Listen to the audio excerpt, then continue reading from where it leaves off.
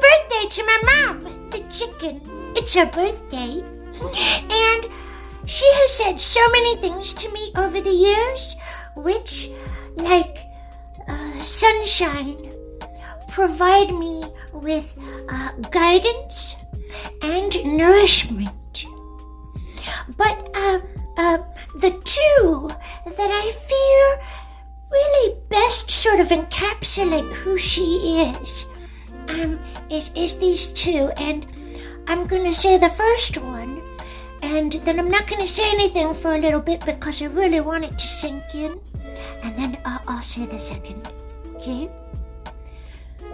The first one about the unions. She really wanted folks to know this because a lot of folks, especially who are younger, don't know this. But here it is. People literally died for your coffee break.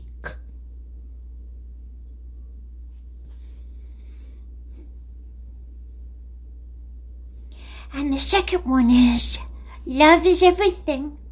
Love is what lasts.